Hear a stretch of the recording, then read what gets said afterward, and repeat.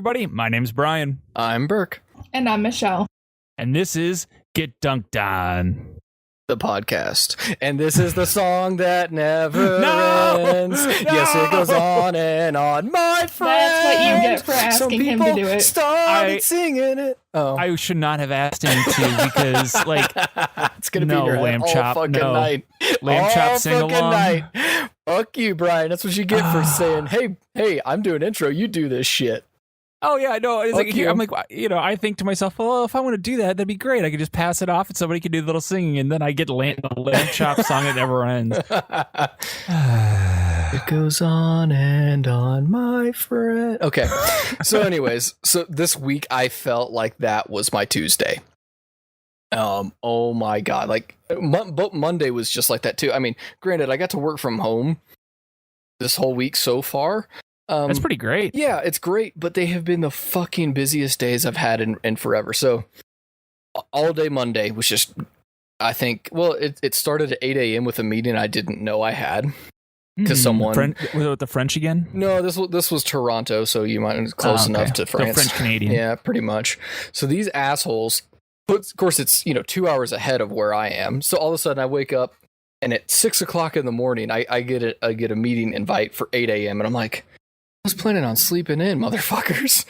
So anyway, so I'm gonna jump on that, and it just went on. And then yesterday started. It started at 7 a.m. because I had another meet with another Toronto client where they had to go through training for their for offering an ITSM tool, blah blah blah. Anyways, we did training for them, did all that stuff, and then my calendar was free in the afternoon until another Toronto client goes, "Yeah, I need you to be on a meeting for 3 hours this afternoon," and I just go, That's too much. and at that point, like I had 30 minutes of space, and I was like. I was sitting there, and it was halfway through the day, and my brain was dead. I'm like, okay, I don't know what to do. So, my wife and I had recently gone camping, so our sleeping bags were just kind of sprawled out. And I went, I'm not supposed to hang those all compressed, or not supposed to compress them for storage, for long-term storage. You're supposed to hang them out. I was like, I need something to hang them with. So I went outside my garage and went, yep. Something's getting built. Just found scrap wood 20 minutes later, like sanded it all down, made a rack. Now I have something fixed. And I was like, oh my God, something got completed today. And I was just like, it was 15, 20 minutes and it looks like absolute shit. I mean, it doesn't look like shit, but it's functional, right? And so Sure. You got it done. It's not the world's. I did something. So, and I have a good relationship with my boss. And so it's like 4 or 5 o'clock and I'm like, dude, and he had told me this in the beginning, had forgotten it until we were talking about it. It's like, dude, I just had to get something done today. He goes, what? He goes, I was like, I took 20 minutes, went upstairs and told him what I did. And he goes, I understand. He goes, I told you this job would do that to you. Like some days you just telling people what to do and nothing gets done. I was like, yeah, that was today and yesterday. And he goes, yep.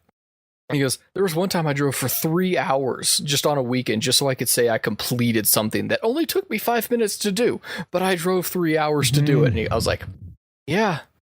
That. I have some gray hairs now, I think, guys. Well, okay. So while I can't relate necessarily to just like going out and building something, I can relate to the idea of like just needing to get out and do something just to like get. So for example, the one of the things that like I had a little bit of frustration the other day, so I needed to get out of the house, right? So I went to the gym, and first off, I was angry because I did legs, and I don't do legs, like I hate doing that. So anyway, I did. So I was like, okay, so I did that, and I was like, all right, but I really feel like I need to like still not go home because I needed to do something. I needed to, as you said, accomplish something. So I drove over to this little area that's about 5 minutes away from my gym, but it's in the wrong direction of my house. And there's a little parking lot, like public parking area, that sits in between 2 Pokemon Go gyms and like 4 Pokestops. And I sat there and I literally battled and cleaned out both of the gyms, put in my guys and spun and did a bunch of little spins. Like basically went through and like leveled up like 80 guys and just didn't go home for an extra like hour, like just doing that. But it felt so good. At the end of it, I was like, man, I really quote unquote accomplish something. It wasn't really anything. Like there's not anything tangible that you know aside from like my Pokemon Go app. But at the same time, it felt good that I was out doing something, and like when I drove away, I was like, hell yeah, the items are cleared out, the boxes cleared out, and the 2 gyms are mine. Suck it, world. And I just went home. So yeah, on a different scale, I do understand what you're saying. How about you, Michelle? No, I get it too. I can't think of like a specific instance, but like I'm very routine on my house cleanings. I do them on certain days of the week at specific times, like consistently. Yeah. But if there's days like that I get super stressed and I'm just like, I think the world's falling apart, I'm like, I gotta clean. And I just go through and I just clean everything early. And then I'm like, all right, now it's going to be doubly clean because now I got to do this again in 2 days. Like, wait, so you double up on the cleaning? You don't just take that one as it is? Yeah, so it's just kind of like my way of it'll get like extra cleaning done too, you know, so it's like, oh, now it's even cleaner than it would have been otherwise. But yeah, that's kind of one of my outlets is like to feel like I'm accomplishing something is I usually will clean outside of my routine. Sure. And they say that when you clean, especially like an area that you're going to be in a lot, like your home or whatever, having a clean environment helps you like clear your head too. Yeah. Like that's a very common thing. They'll tell you too. And I can vouch this is, you know, worth it too, that like when you're, you know, suffering from things like, you know, anxiety and depression on smaller scales, like accomplishing anything, even if it's just literally getting up and washing the dishes, will help you feel just a little bit better. Yeah, I actually do that a lot. I end up like vacuuming when I'm at home and I'll be doing something or like working and it gets to me and I'm like, okay, I'll just go find the vacuum. I'll vacuum a floor, come back down, make sure nothing blew up, do the different floor, and it's very. This was the first time I actually went outside and fucking built something. That was different. But I was like, the great thing is it served 2 purposes because I don't know, you kind of the window that's behind me. I know when y'all are when we're actually video chatting, sometimes there's more of it. Yeah, it blocked out half the light in the window too, and I was like, 2 birds, 1 stone. Yes. You're not only storing sleeping bags, you built curtains. I did. Technically. I built some very expensive fucking curtains. They may not look the best. Very expensive curtains. But they will. Your wife, like, it's like, honey. They act as better insulation against the windows. Oh, 3 birds. Fuck yeah, I'm on. Really? You know, wow. Insulation. I'm reaching. I'm pretty sure they don't sell that at Pier 1 Imports. I'm reaching now. You're reaching, but hey, you know, it's okay. It's okay. No, but speaking of sleeping bags and all that sort of thing, it kind of loosely ties into what we're going to be talking about today, which is going out and basically having an adventure. The theme for today is adventure or exploration because this is coming out on, as we all know, Columbus Day.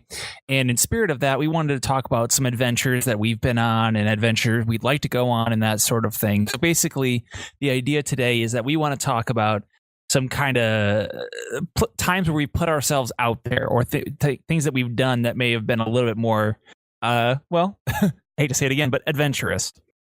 So right off the bat, since you were talking about your sleeping bag, can you give me some examples of things that you have done that are a bit more adventurous? Yeah. So I'll just start with the most recent story, which of course was my camping trip this weekend. So it was the first time I have ever gotten my wife to go camping with me. Like she's camped as a child, but when she did that, it was always RV camping. So wait, time out. I'm sorry. I'm really sorry to interrupt your story right off the bat, but you go camping a lot. Yeah. I never realized that she didn't go with you. It's taken me a long time to convince her. Yeah, okay. It's usually that's interesting. I never or stuff like that. Like I've gone camping with my dad and friends a lot. Like my Grand Canyon trip, that was with a bunch of guys. Like, this is the first time I think my tent that I've had for years has ever had another girl in it. Like that, like maybe besides my dog who sniffs around at it every once in a while. But like seriously, like we never. It took me, I don't know, 6 years to convince her to come with me on one of these things. And of course, it was only one night. Like so, it was one night, right? Yeah.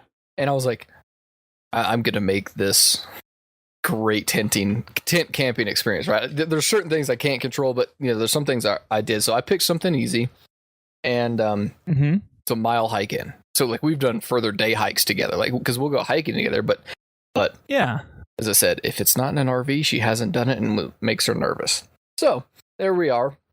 We hike a mile in. I reserve a spot, and it's not like in the middle of nowhere camping like I normally do. But so this one we just sat down and I picked her up I picked her up early from work, drove out to the mountains, made her camp spot, and it was probably the most unique camping spots I've ever had because it was on the, I guess, east side of the Rockies, and I was overlooking Denver. So wow. When we got there, it was still daylight, and the whole city was in clouds, like the whole metropolitan area. But downtown was like in these rays of sun, so it was like glowing, these tall buildings. It was really cool looking. Yeah, it is. That sounds beautiful. Like I don't even know what you're talking about. Like I mean, it sounds I've got great. some pictures. It just obviously it doesn't do it justice. But so Sure, of course, never does. We made camp there and started setting up tent, and I was explaining her rules on, camping, what to do with the tent, how to set it up, do all this stuff. So we get it set up, and I was like, all right, dinner time. So I start making dinner, and I make a Cajun macaroni and cheese, and I didn't skimp, as I said. It was very good. And as we start eating it, the sun starts going down over the West Mountains, and I was like, all right, fire time. So I lit a fire, and at that time the city lights started coming up, and it was like there was the stars that were in the sky were obviously brighter on the ground, but it was just like they were like twinkling in the distance. It was gorgeous. So it was a good night. And then obviously I kept the fire going for, I don't know, a couple hours until pretty much 10 or 11 at night. And around 10:30, I noticed the north part of the city started to disappear. It started going in like a fog, and I'm like, "That rain?" Yeah, that was rain. So I saw it was awesome because it didn't hit us that hard, but I saw a storm come in from the north and just cover the city in rain, and was watching a lightning storm from the height of the clouds. It was. That's cool. Yeah, that sounds awesome.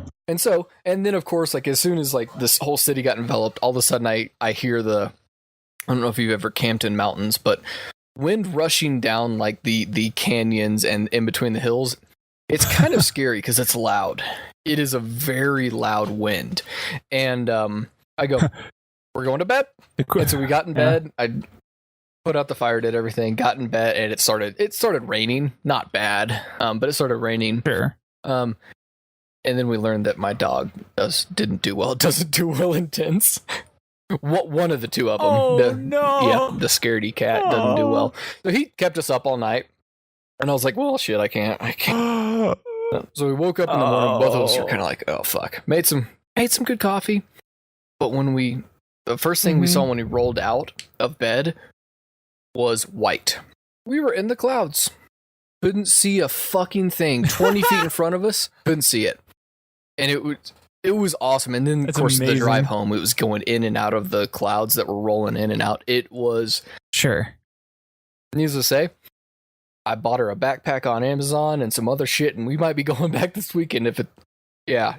She absolutely loved it. She liked it. I was waiting for the part of the story where you basically said all this stuff happened. She's like, and they never will go again because of blank. Besides the non-sleeping part and the dog being a fucking asshole, she loved it. Yeah. So yeah. Wow. That's pretty awesome. For me, the worst part was there wasn't any creeks or running water near this place, so I carried 6 liters of water for that night. 6, which it's heavy. That's a lot to haul. Needless to say, on our way back, we had 1 liter left. Like, that's how much we used, but crazy.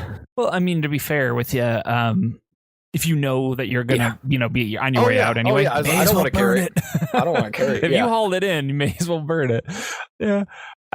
This is just to the camping thing. The last time that I remember camping in a tent, because it's been a year since I've actually gone camping, but when it was, Remember when we tent camped together? I'd say I'd go. You know, I would. Oh, yeah. I would definitely do awesome. that. But the last time I remember going was not. I'm not going to say a disaster. It wasn't a disaster, but it definitely didn't like. There were some negatives. For example, where I set my tent up, it was in an area like we was on a big river rafting trip. So there was a bunch of us, and so our little site wasn't very big. So we were like, okay, we got to make our little tent community. And as we were building them up, I set mine down. Like, okay, cool. I get in there that night. I'm like, wow. First off, I'm clearly on gravel. Second of all, this is not level ground. Third, God. like everything about this just sucks. Like it was just like one of the worst. I don't know. I can't even begin to describe it. It was a bad experience. But most of the time, I do like camping, in that regard. But yeah, no, that's pretty crazy. sleeping on a slope. No, not good. It's the worst. I mean, even if, especially if you're in a tent, obviously you slide because there's not that much friction. So regardless of what orientation you go to, you're gonna slide and you're gonna be crawling throughout the whole night back uphill. Either that, or I found that if I slept one way, I had blood rush to my head, and the other way it wasn't so good. I got smart though toward the end of the night because I had my tent anchored in. I basically put my back into where if it's downhill, you put my back against where the bottom of the tent would be, and so I kind of braced myself against the tent, and I was so tired I just passed out. But so one of the first things that I thought of, and we'll have a lot of different adventure stories, but one of the most adventurous things I remember doing was going into a cave. And I'm sure you guys have been in different caves, what have you, but I remember there was a specific trip I had taken with my parents used to live in Arkansas for a little bit, and I went down there, and my brother and I had gone down to visit them. So the four of us had gone to this Arkansas park, and they said, "Oh, we have these caves here," and we're like, "Oh, okay." In our heads, these are big open things that you can walk into, and there's stairs or something, as in it's a well shown documented thing. It wasn't. You're basically walking down a trail, and then there's these two giant boulders, and you notice there's a slit in the boulder, and they're like, "Go on in if you want." And I'm like, okay. And you go in, and 30 30 steps in, it's pitch black. So we had little lights, of course, and there's bats everywhere, and it gets narrower and narrower and narrower, and I'm like, this is no joke. Oh shit, what's happened?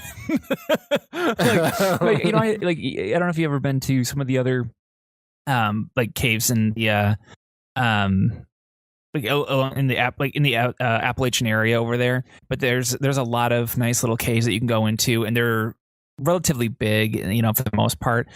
But there's also a bunch of not really big ones, and this what this was. Mm-hmm. But there's not no, a really it wasn't big one. big. But more importantly, it's just you don't realize how quickly light. How quickly you lose light. And oh, dude, I know, it's insane. Yeah, and then you kind of get into this weird funk of you almost don't want light in a weird way, because then when you turn your headlamp on, you see all the living things inside of this cave waiting for you, and I'm like, oh god, no, what have I done? Going in here was the worst decision of my life. But it was I don't know, even as when we were there, I was already early 20s sort of thing. I still felt in the back of my head, I'm like, this is what Link feels like going into a cave and an adventure. but in reality, it was just one of those situations where you're going into it, and you kind of had this twinge of oh, wait a minute, I'm not fully safe in this environment. And I think that that's kind of one of the big defining features for me of a adventure. Adventure can be any number of different things you do in life, but it basically, if it doesn't scare you in some way, or if there isn't an actual at least a little bit of threat to you, it's probably not adventure worthy. It's something that happened. You know what I mean? But yeah. So, and I got plenty more stories, but I'll let Michelle go next and share one of hers. So my thing is, by your criteria, I don't really have anything. Oh, okay. No problem. I'm not really the adventuring type. But that's a lie. She knows. I mean, I've been camping and stuff, but I wouldn't consider it the adventure type that you're talking about. One of the more recent things that I could think of that was, I guess it was kind of like exploring. When I first moved to New Jersey here about 5 years ago, That was 5 years ago? Yeah. Holy shit. And I still have the picture of almost you. 5 years ago. But still. Holy Yeah, shit. I know. It was a while ago. I still have the picture of when you first moved with the Guido hat and all that stuff. You know what I'm talking about? Yeah, I still have that picture, by the way. So moving's go an ahead. adventure, so there, boom.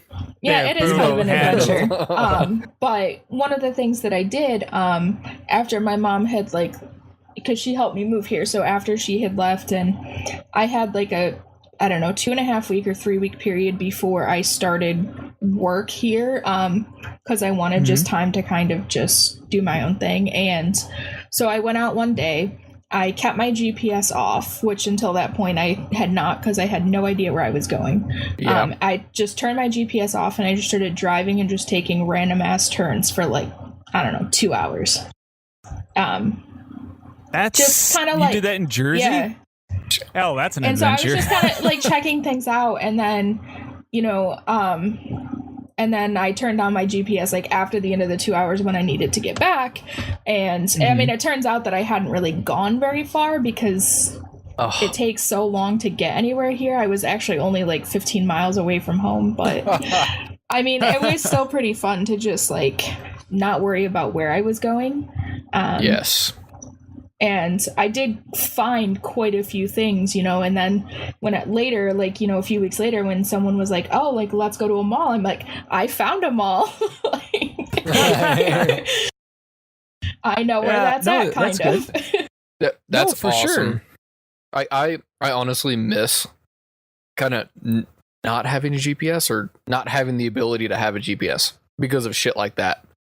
Yeah, because I traveled very far into Canada without GPSs. Like, I had printed maps and just written directions, and if I had to stray from that, it was like game over. Like, one time I was going up to hang out with friends up there, and there was a humongous traffic jam. I'm talking like 4 hours added to my trip, and they were like, why didn't you just get off the highway? And I was like, well, where would I have gone? Yeah. Yeah, it's that's one of the reasons I do yeah. have physical maps. Like, I try to have some sort of physical map of the state that I live in and the surrounding states, just so I can go. Yeah, if I don't have GPS, I know how to read a map.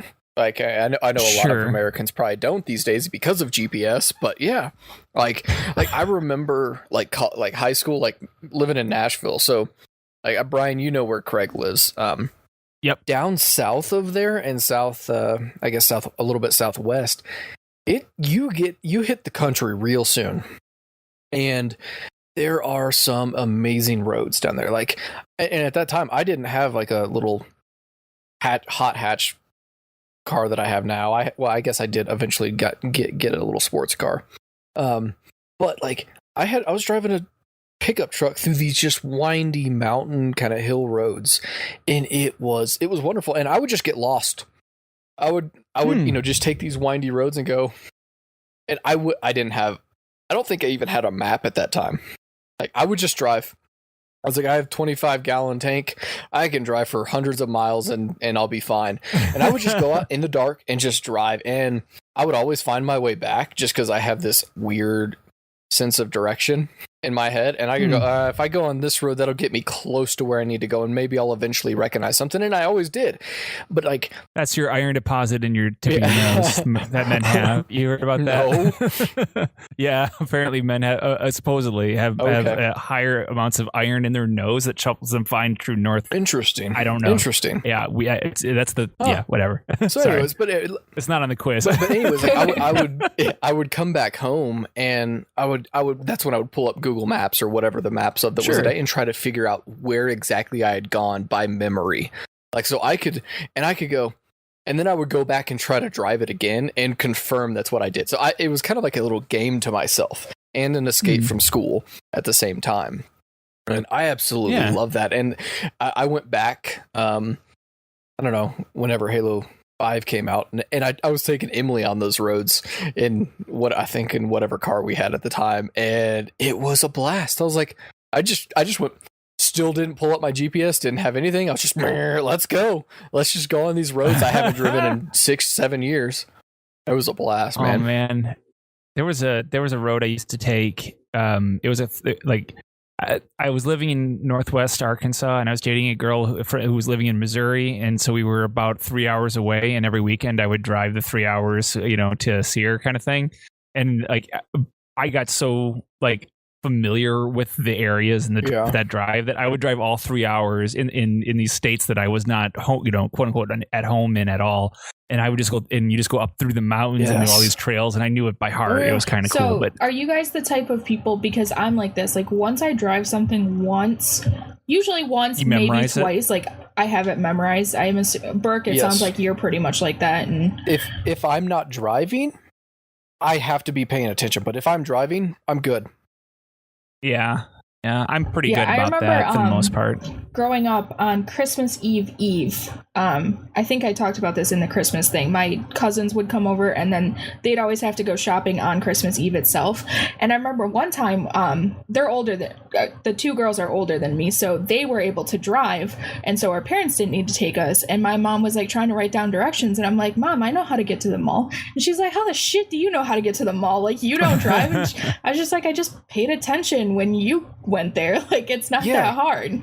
And that's what I did. So like when I was a kid, it was different. I'm talking about right now. Like when I was a kid, I could go, you go this way to get to wherever you want to go. And I was like that too. And like I remember one time we were going to grandma's house, and they were like, for whatever reason, we were all arguing in the car about which exit it was, and my parents were like, no, it's this exit, and they drove there all the time. And I'm like, no, you guys are wrong. And they're like, you're like 9 years old, like shut up, you don't know what's going on. And it turns out that I was right, because I just paid attention. And even now, like I can get from here to my parents' house without GPS.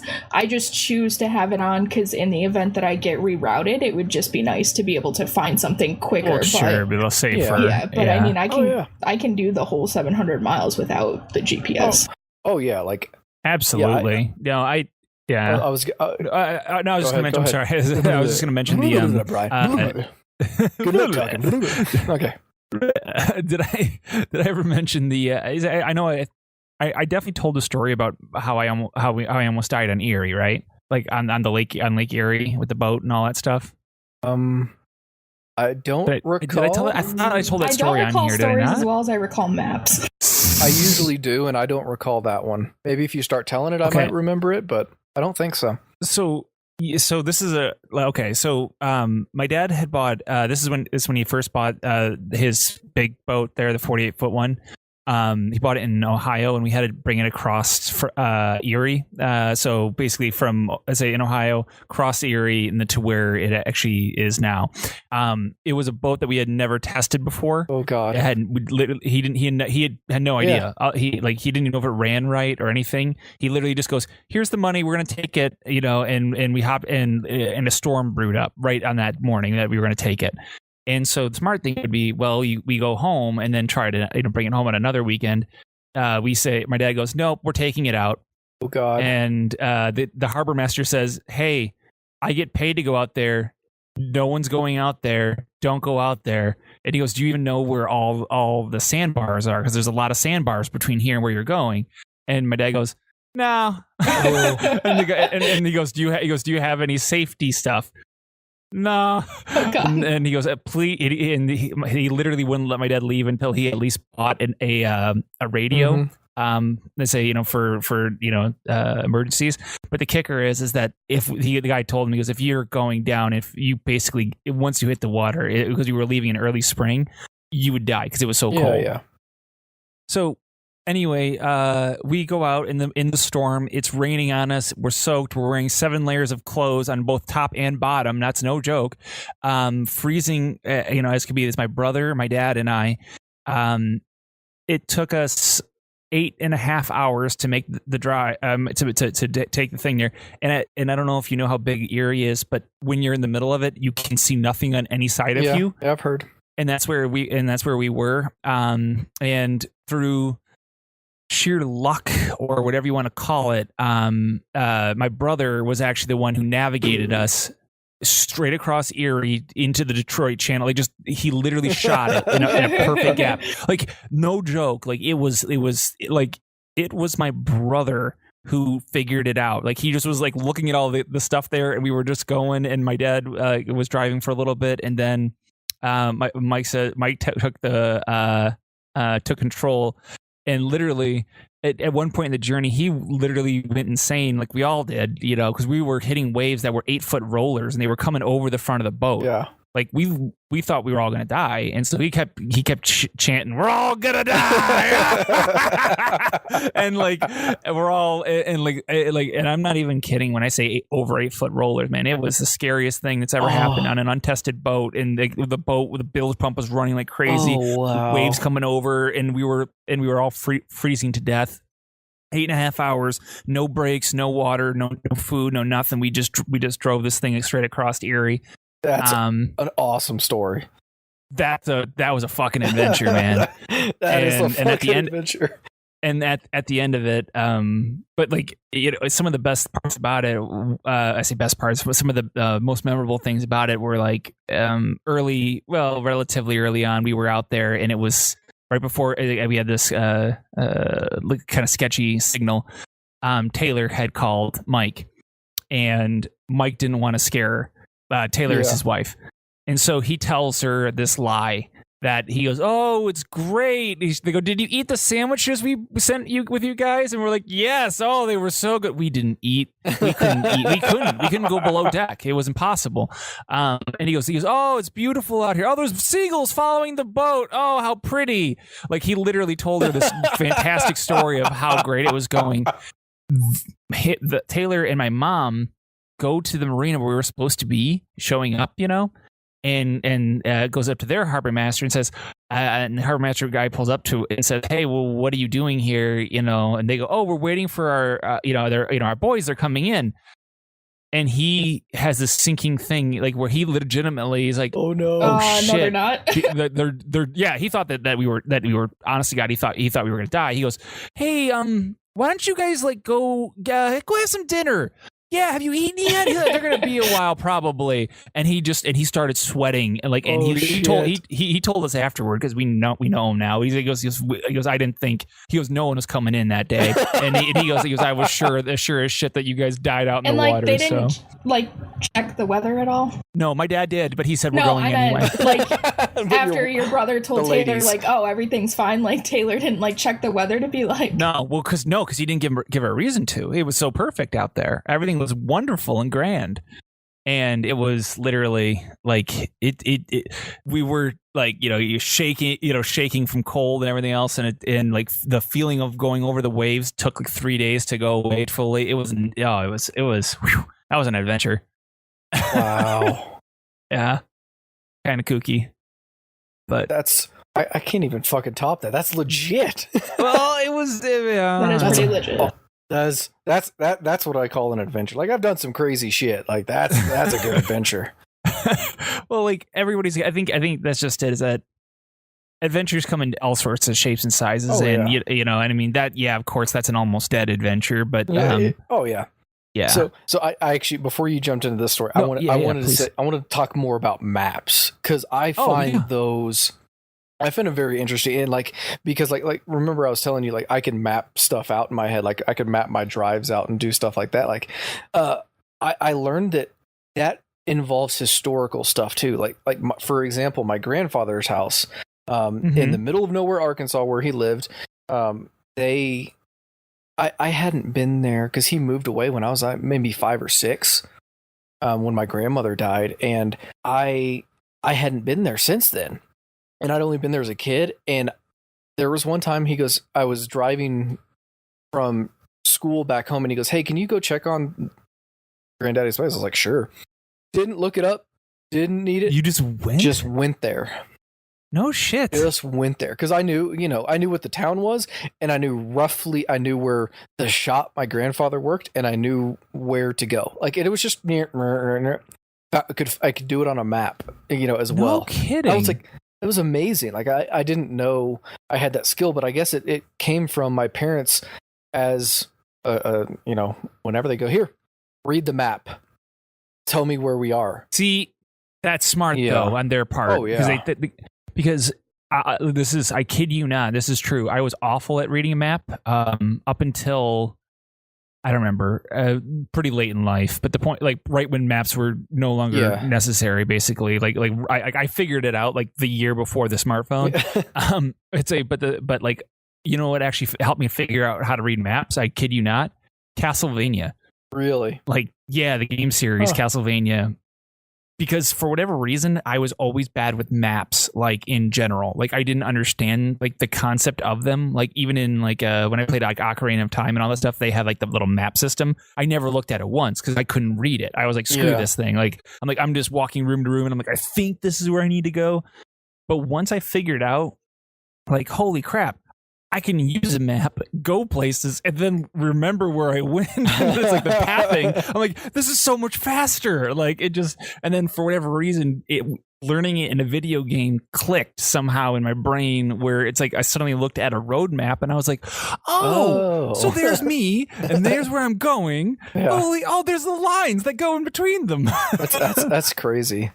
Yeah, and see, it took way later in life. Yeah, and I think because my parents started teaching me so young, like now, like when I bought my motorcycle and I was exploring roads in Texas, like believe it or not, like when you get outside of where I used to live, it's not flat anymore. There are hills in Texas.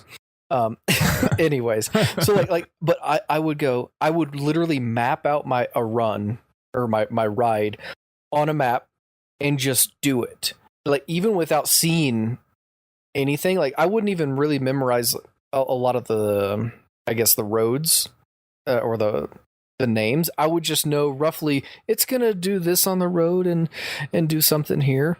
And yeah, and it was just like, okay, all of a sudden I was just like, okay, yep, I'm at my end of my journey. I know where to go now. There was, I think, maybe one time I got lost because I missed a turn, and at that point I just turned around and went, oh, I'm on the wrong road. I missed my turn. So I turned around, came back, filled up on gas and figured out where I was and went on home. That's awesome. Yeah. I love doing shit like that where I'm like, I think I missed something. Yeah. See, like, and I would have a little bit more of a, not quite panic attack about it, but I would be definitely a lot more like nervous about that kind of thing. Like you guys talked about, you would just get in the car and drive to go on an adventure that way. Like to me, I'm more inclined to go on an adventure like on my own 2 feet than I am in my car, if that makes any sense. Like when I as I mentioned before, when I climbed the first time I hiked up a mountain, I literally did it in shorts and a t-shirt in running shoes, and I was like, they're like, oh, this is this is the easy path and this is the way for experts. I'm like, I'm clearly an expert, and I went up that version of the path, and and it was funny, and I did it, but to me, like that, what felt like I was like, yes, this is adventuring. This is like, I mean, even though it's clearly a path, it's. I don't know. It's the feeling of like you're discovering something for the first time. And a lot of it, of course, has to do with the nature aspect, too. So, I get that. Yeah. I mean, speaking of the adventuring and not in nature, do you guys feel like you have any things off the top of your head as far as stories about things you may have been a little bit more adventurous on that's not necessarily like outdoor nature stuff? Like are you talking sexually adventurous, Brian? Just stop beating around the bush. Get to the point. No. Hey, that's Get Dunked on the podcast. Face right now is I'm going to punch you in the nutsburg. No. I'm saying let's Get Dunked on the podcast after dark. That's the evening show we do. We can't get into that here. Sorry, I forgot. Yeah. It's okay. We'll save that one for the other show. No, I'm talking like, for example. All right, I know what you're talking about. Okay, you do. Okay, good. Yeah, okay. No, I got you. You're putting me on the spot. I don't know if I can think anything. Maybe this one time I bought an iPhone as a Samsung boy. I went out on an adventure. I tried sushi once. That's a big one. I ate something raw. Yeah, I'm a man now. I've eaten sushi. No. I would consider, you could be, food could be considered adventurous. I know I've told some weird stories on stuff I've eaten on this podcast. I don't know if I ever told you, but the most interesting type of sushi I ever ate. Did I ever tell you all that one? It was in Norway. No, I don't think you did. Yeah, I've had whale sushi. Really? Yeah. How is whale? It's so you know the backstrap of a deer, what color that is? It's very dark purple. Mm-hmm. Like add a little bit more purplish tint to it, and then add kind of like the I guess the muscle veins you would think you would see in like in the side of like a humpback whale, like or the mouth of a humpback whale, but smaller. That's really what it looked like. Tasted like a kind of almost towards the beef side, like a good rare beef, but still fishy. But it was very good, really good. I mean, and plus you only need one whale to feed the entire world for I know. when it comes to sushi. Yeah, like it was it's the only time I've ever had whale, and it's the only way I've ever had it prepared. And it was everyone's like, try it. I'm like, oh, duh, I'm gonna try it. Well, yeah, of course you're gonna try it. I'll tell you right now, somebody offered that to me. I'd grab it right before I'd eat it. I'd look at it and probably say something along the lines of, "This one's for Geppetto, you motherfucker." This one's for Geppetto. Like, I mean, like, and what hurts is like I like whales. Like I think they're smart. Oh, but sure, like, I'm of like, course. At the same time, I was like, if it's already dead, I'm gonna eat it. Yeah, it's already there in front of you. At that point, it's almost rude not to. I'm not gonna go out and hunt and kill a bear, but wow. Yeah, no, I'll no, kill no, a bear. no. A whale. Yeah, but the only thing that you have to worry about killing at this point is it on the quiz. Ooh. Yes. Challenge accepted. I only have to beat Michelle. I was going to say, you got a 50-50 Right. you got a 50-50 shot of winning, and by that I mean you got a pretty low chance of winning because Michelle because she's one of the toughest competitors we have on this show. Yeah, so I know. I should like go back in because I have quiz results from. I think I still have not. I don't think I've won the majority of quizzes though. Yeah, I don't know. I should go through and figure out who's won the most. Who's won the most? Like, because I have most quiz it's probably results. Craig. It's like random bullshit is like what I'm good at as far as trivia, and then you guys somehow still find different random bullshit. So I'm like, we're making you it's smarter. Probably Craig because every week he says, "I'm not good at this subject," and wins. Like now that he's not here, we can finally even the odds a bit. So yes, exactly. All right. So last week you gave the quiz, Michelle. Right? Yeah. And then I went first. So let's just, you want to trade off?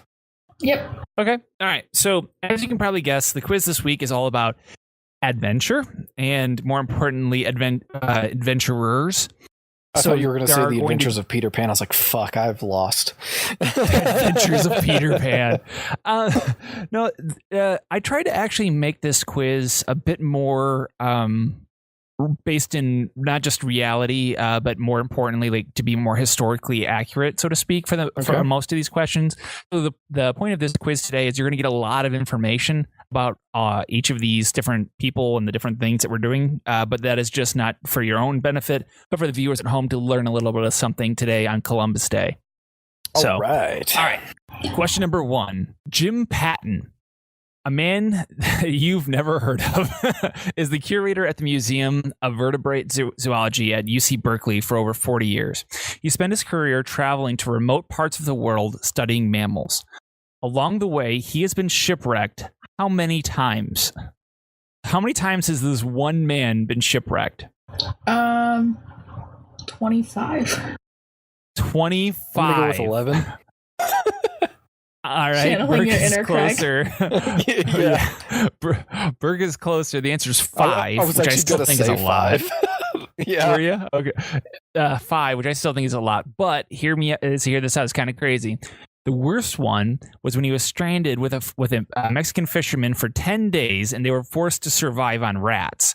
Or he also says the other one that is a close second was when his boat caught fire, and he spent a full day in a life raft with 13 other people in the middle of the Pacific Ocean. Oh my! Jesus! What kind of luck does this motherfucker have? But I here's the can't deal. tell if it's really good luck or really bad luck. Well, I think it's good luck because he always comes out of it. But the thing is that you've never heard about this guy, and he's a real life like Indiana Jones. Like that's kind of cool. That is pretty cool. All right, number 2, Hiram Bingham III. Yeah, really hard name. Is most famous Hiram Bingham III's most famous find was in 1911 when he was hiking in Peru searching for Victos, the last capital of the Incas. Bingham's Peruvian guide offered to show him some ruins he knew about. So they made the trek and trek that involved crossing a log bridge tied together with vines. And then they had to climb a steep mountain slope. At the top, 2,000 feet above the river below, they came across a series of walls. It was the ancient Incan city of blank. This was the first Westerner to see this ancient Incan city. I know this. Okay. Machu Picchu? Yeah, it's Machu Picchu. Machu Picchu, Okay. that is correct. I was like, I know this, so yeah, okay. Okay. Number 3. Exploring and adventuring sometimes can happen through invasion. During Blank's invasion of Egypt in 1798, an expedition army was used. By 1799, they discovered the biggest, or one of the biggest finds in all of history, the Rosetta Stone. That was used to unlock the ancient hieroglyphics for the very first time. So it was whose invasion of Egypt in 1798 that led to the discovery of the Rosetta Stone? Are you looking for the country or the person? I'm saying that a specific person's invasion. I'm going to use a person. Okay. I know this also, I think. Okay. I don't. Let's go with Columbus. Columbus. Okay. I'm kind of torn right now. I think the person who invaded, this is not the person who deciphered the Rosetta Stone, so I hope that's not who you're asking for. No, but I'm asking who's the person invader. whose invasion it was Napoleon. And if that's your guess, That is my guess. you would be correct. Yeah. Yes, Napoleon Bonaparte. Number 4. The first person to sail the globe was blank. I know this also. So, do you too? Yes. Sorry, is it my turn to go first? It doesn't matter If we both know it, it doesn't matter. Ferdinand Magellan. Yep, It's Ferdinand Magellan, Yep, you are correct. And now he has a series of GPSs named after him. The U.S. has some of the best parks in the world due to avid conservation efforts by presidents like Teddy Roosevelt. Mm-hmm. You can explore them for many years to come. How many acres do we have set aside for national parks? That's a good fucking question. That's a lot, Bob. I'm gonna need to be a little bit more specific. Let's go with 2 billion. 2 billion acres. Sure. Okay. Oh God. 250 million. Okay, Michelle is the closer one. The answer is 84 million acres. Million. We need more. We need more. We need more indeed. But yes, 84 million acres. Okay, number 6. People explore for many reasons, chief among them being for riches. But when it comes to searching for gold, 2 men, one named John Deason and the other one named Richard Oates, found the biggest nugget ever in 1869. It weighed 173 pounds. Holy shit. I know. In what country did they find it? Let's go with Chile. Chile. I'm gonna say the United States. The answer, surprisingly, is Australia. Oh. Australia, yeah. I'd say that's where the world's largest big old hunk of gold is sitting. Okay. Shipwrecks are prime for adventure. But surprisingly, you don't have to be in saltwater to find them. According to the Great Lakes Shipwreck Museum, the exact number is unknown, but approximately how many shipwrecks are there in the Great Lakes? In all 5 of them. Yes. 5,323. 5,323. I'm gonna say 20,000. Wow. So, okay.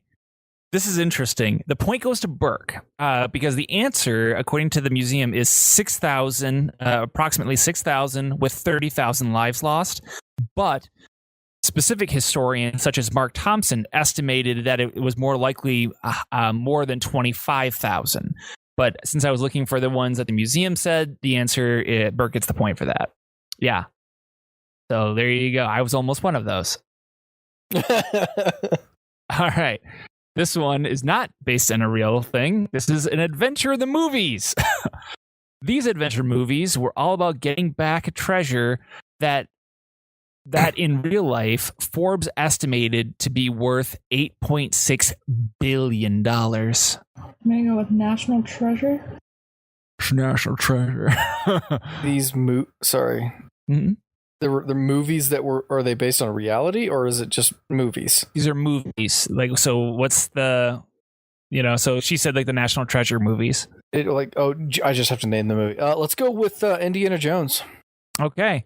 Neither of you get the point. The answer is The Hobbit. The Hobbit movies, Smaug's treasure trove was estimated to be at $8.6 billion. Should have fucking known. National Treasures was only worth $10 billion. I did look that up as well. Only. But I'm sorry, no. Yeah, that's right. Yeah, 10. But yeah. Number 9. This pair of real-life adventurers explored the northwest region of the United States after the Louisiana Purchase. Lewis and Clark. Lewis and Clark. Okay, good. That was easy, but now here's the bonus question. How many years did it take for them to return? So from the time they set out to the time they returned, how many years did it take? 13. 36.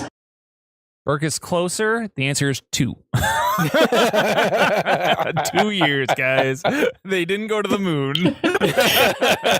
Or Mars. God. Or Mars. Okay. Number 10. Oh, this is one of my favorites. Okay. 2 men. These are 2 real life people. This is a real thing that happened. Craig and Brian. Yeah, no.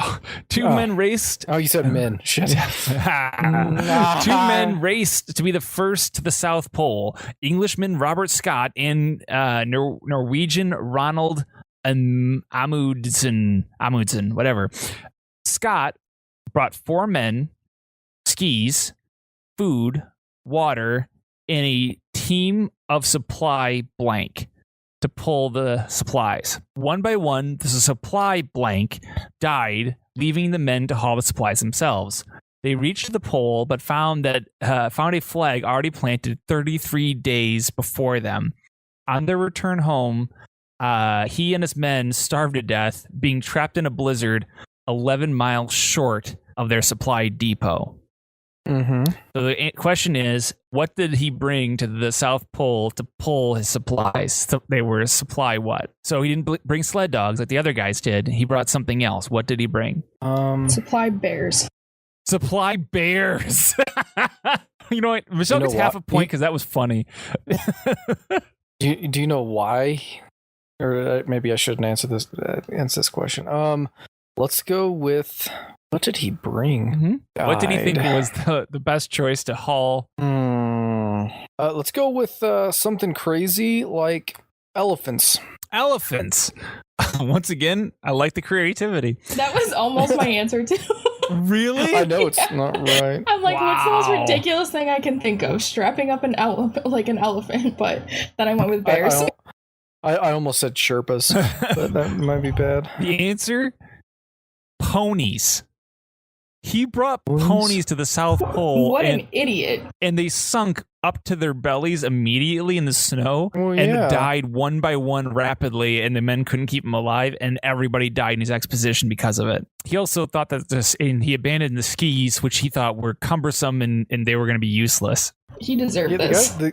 The guy was a moron. Like he blew it. The guy who did it, the Norwegian, like obviously Norwegian, where it's cold already, but like he goes, we're doing, I don't know what 10 miles a day. Yeah, and that's what he did. It was just go.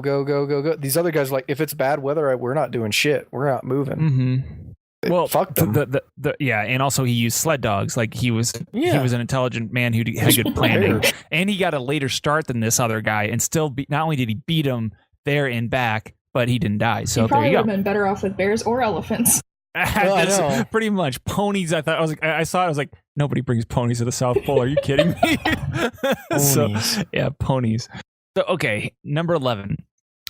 Charles Lindbergh was the first person to fly nonstop across the Atlantic Ocean. He flew only 10 feet above the ocean, had no brakes on the plane or a parachute on board to keep the plane as light as possible. To stay awake, he had to stay awake the whole 33.5-hour journey.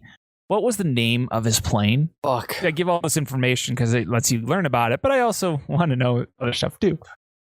Oh, fuck. I can picture this book that's 2 shelves above me right now that has this in it. Oh my and god. I've read it like 4 times. You're going to kick yourselves, I promise I you. know. I can't remember. You know what the funny thing is? I was just talking to my boss today about airplane museums and going to them. Oh, man. Spirit of St. Louis. Point for Burke. Thank you. Yeah, that's it. The Spirit. Oh, I would have been so pissed if I couldn't remember that. Number 12. The single most successful pirate of all time was not who you're thinking of.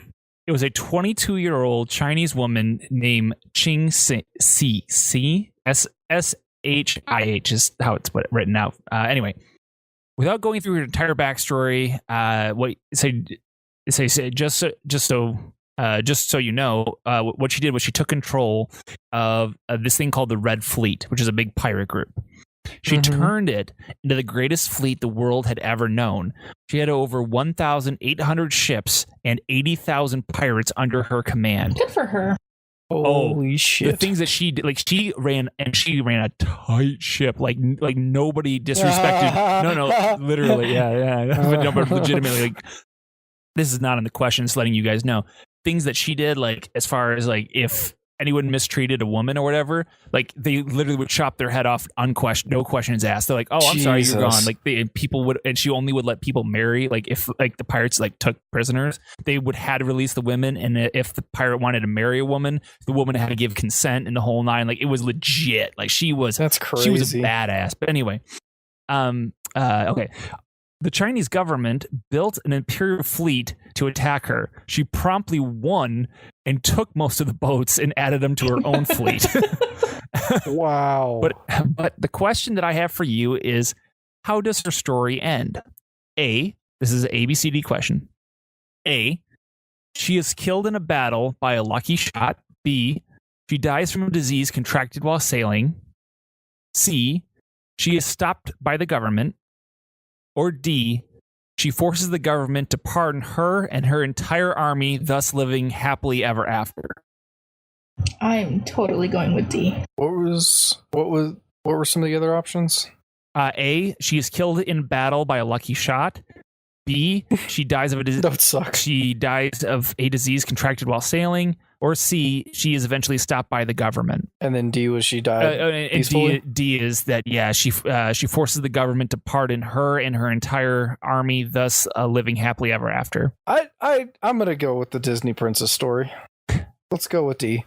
Hey guys, that actually happened. The answer is I D. believe it. When you were talking about all this power she had, I was like, I can totally picture her being Well, she did. She had the government by the balls so bad that what they ended up doing was she went up to they asked her for like a peace treaty essentially, and she said, "Okay, fine, I'll disband my entire fleet and and the pirate army, but wow, I want pardons for myself, everyone else." Her husband, which was her second in command person, she got a really cushy job in the government, and she got to be a like quote unquote Chinese ambassador woman, like a higher up person herself, and was super rich and they all got to keep their spoils of war and never had to give any of their money back to the Chinese government ever.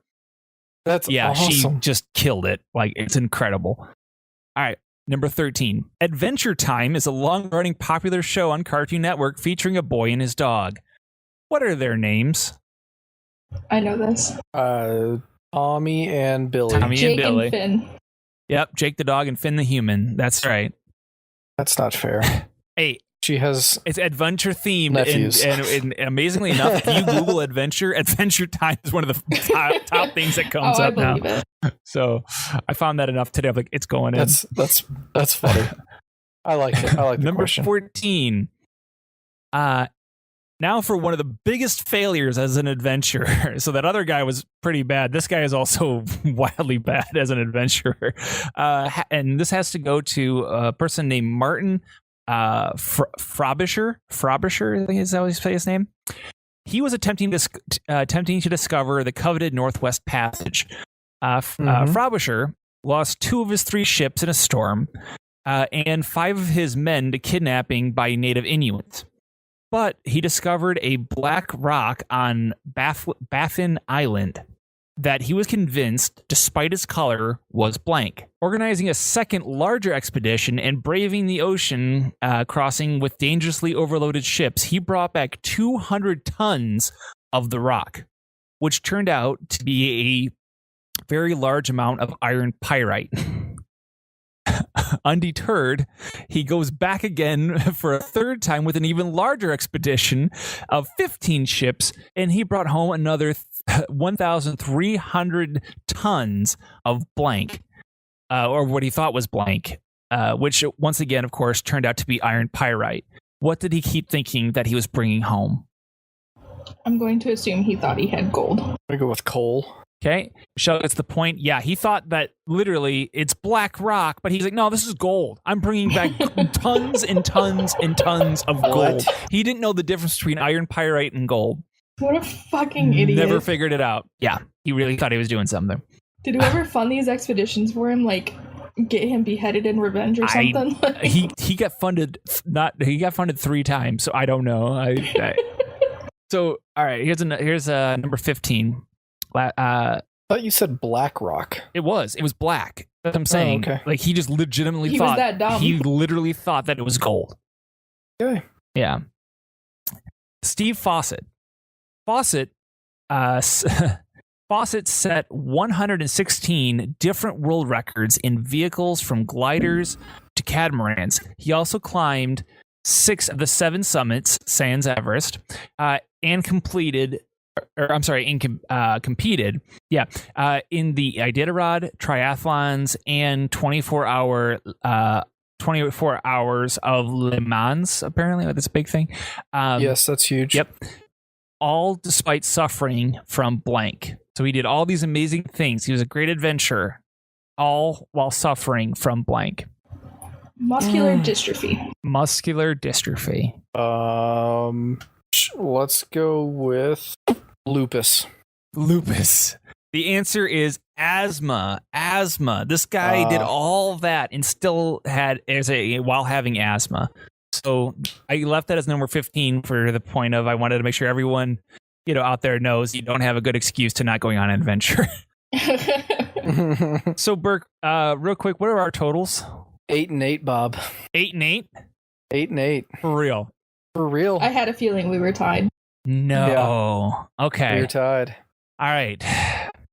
I have a 16th question, but I didn't actually. It's not even it's on here for a different reason, but we're going to use it now. And this is going to be whoever can answer it the fastest. Okay, and answer it correctly. This is a speed thing at this point because we need a winner. America was the first adventurers brave and smart enough to put their flag on the moon. What does that mean? Jack shit. What does it mean? Answer. Whoever's fastest My to answer. answer is jack shit. Bert, what does it mean that we God damn it! What does it mean? I want to win. What does it mean that we have our flag on the moon, Burke? The moon is ours. I will give up a win to not feed into your Yes, bullshit. I'm over this man. I got 9 points. Fuck you, Michelle. I literally had that on there as a hilarious. joke, 16th question, because I was thinking to myself, like, there's no chance in hell we haven't had a tie in like months. So I had it on there as just a bit. It's like, No way. Oh, that was good. Michelle, all you had to do was say it. Nope. No, Won't do it. You'd rather give up the win than say that. Okay. Oh, that's awesome. Okay. Oh man. Well, anyways. So moral of the story is get off your fucking assholes and go do something. That's that's all I got. That's my piece of advice. Do something different. That's Yeah. One of the things I'll actually give away that I think a simple way to do it is we were talking about it earlier a little bit. Go eat new food. And don't Yeah. ask what it is unless you have allergies. Just make sure it's not going to kill you. But don't ask what it is and just eat it. There you go. I like that. Be bold, be brave, do something that scares you every day. Exactly. And who knows? You may get dunked on the way, but fuck it. Who cares? This is the song that doesn't end. Yes, it goes on and on, my friend. Some people started singing it, not knowing what it was, and they'll continue singing it forever just because this is the song that doesn't end. Yes, it goes on and on, my friend. That's enough, guys. Some people started singing. Oddly enough, that may have been our best dunked on ending in a long time, because it wasn't like a "you suck at someone." It was like actually like a "hey, here's a piece of advice, world. All right, get dunked on. We're out of here." And I was like, "Oh, it was calm and simple and good." Okay. Not knowing what it was, and they'll continue singing it forever. I can't believe you guys. This is the song that doesn't end. Okay, I've had it. That's it. That's it.